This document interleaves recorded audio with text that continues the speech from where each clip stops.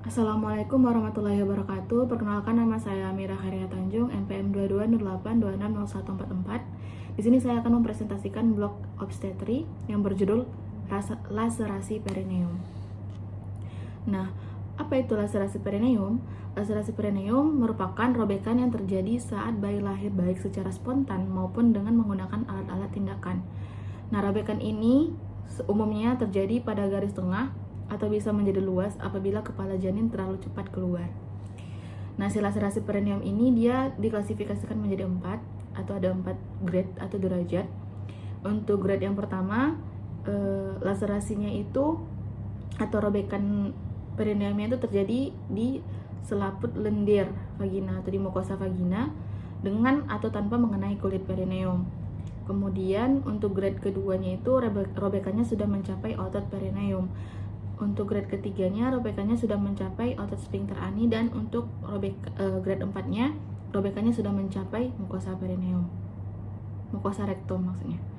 Nah, untuk etiologi dan faktor resiko dari si laserasi perineum ini, dia terbagi menjadi 2 faktor. Ada faktor janin dan faktor ibunya. Untuk faktor janinnya itu biasanya terjadi karena bayinya itu terlalu besar, yaitu beratnya itu di atas 4.000 gram. Kemudian posisi kepalanya occipital posterior dan terjadinya distosia bahu. Untuk faktor ibunya biasanya terjadi karena kala kedua persalinan itu terjadi atau berlangsung terlalu lama. Kemudian persipitasi persalinan dan pintu bawah panggul yang terlalu sempit. Kemudian manifestasi klinis menandakan pasien ini bisa saja mengalami si laserasi perineum itu terbagi menjadi 2 lagi. Dia ada gejala dan tanda yang selalu ada dan gejala dan tanda yang kadang ada atau kadang enggak gitu. Untuk yang selalu ada ini, dia itu biasanya dijumpai perdarahan segera, yang mana darah itu segar mengalir setelah si bayi itu lahir. Nanti di perdarahan segera itu waktu bayinya lahir. Nah, biasanya untuk kontraksi uterusnya juga dalam batas normal dan plasentanya juga lengkap lahir. Kemudian tanda dan gejala yang kadang-kadang ada, ini tuh biasanya terjadi karena perdarahan yang terlalu lama dan sudah terlalu banyak darah yang keluar. Nanti pasiennya bisa mengalami pucat, lemah, dan bahkan menggigil. Kemudian untuk patofisiologi dari laserasi perineum ini, seperti yang saya jelaskan tadi, ada faktor-faktor penyebabnya, baik itu dari faktor ibunya atau faktor dari janinnya.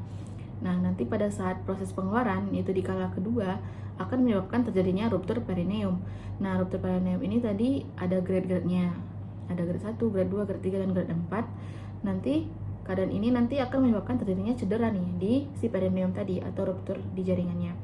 Nah, hal ini atau keadaan ini nanti akan menyebabkan beberapa komplikasi. Dapat menyebabkan nyeri akut kalau seandainya ada trauma mekanis.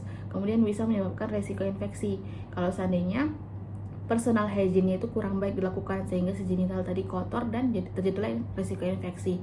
Kemudian juga dapat menyebabkan terjadinya shock hipovolemik kalau seandainya adanya pembuluh darah yang rusak dan perdarahan gak bisa dihentikan, jadinya terjadinya shock hipovolemik. Selanjutnya, untuk mendiagnosis atau mendiagnosa si pasien ini mengalami laserasi perineum, yang pertama kita melakukan anamnesis. Di anamnesis nanti kita akan mengetahui gejala atau keluhan serta faktor resiko dari pasiennya.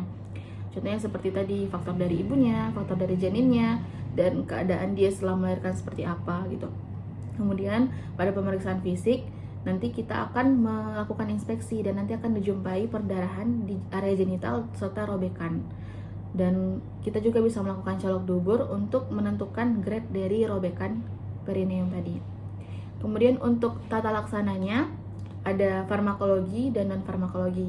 Untuk farmakologinya itu kita bisa memberikan asam tranexamat 1 gram intravena, yang mana asam tranexamat ini digunakan supaya menghentikan perdarahan pada saat nanti kita melakukan penjahitan. Kemudian antibiotik profilaksis, bisa diberikan antibiotik profilaksis jika pasien dicurigai mengalami infeksi, biasanya ditandai dengan si ibunya itu nanti demam. Kemudian untuk tata laksana non farmakologinya, untuk laserasi perineum grade 1 dan 2 kita bisa melakukan tindakan penjahitan langsung saja, kita bisa menyelesaikan tindakannya. Kemudian untuk yang grade 3 sampai 4 mungkin kita melakukan tata laksana awal saja, lalu kita lakukan rujuk ke SPOG. Kemudian untuk komplikasi dari laserasi perineum ini, dia bisa menyebabkan anemia berat jika perdarahannya tadi terlalu lama dan terlalu banyak darah yang sudah keluar. Kemudian terjadinya infeksi jalan lahir dan infeksi kandung kemih, karena bisa jadi faktor yang saya jelaskan tadi, karena higiennya kurang baik.